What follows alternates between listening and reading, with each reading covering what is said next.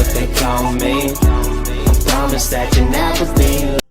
Hola amigos, bienvenidos a Las Mujiquitas TV.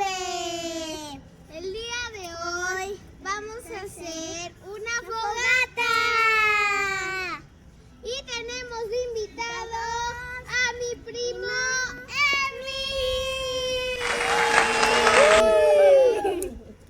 y también a mi prima Sofi.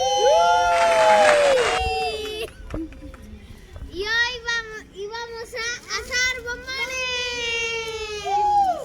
Ya nos los vamos a acabar.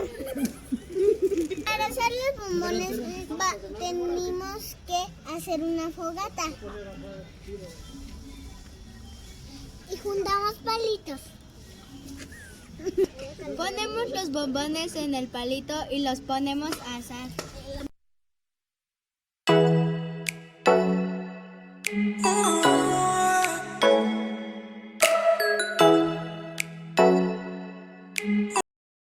Tenemos que tener mucho cuidado y tienen que tener a sus papás con ustedes.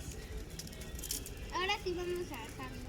Yo estoy chiquita y me hago más para atrás y mis papás me ayudan. ¿Ya ves cómo ya aprendes? Y además también hace mucho calor. Y puedes hacer bombones, sándwich de bombón.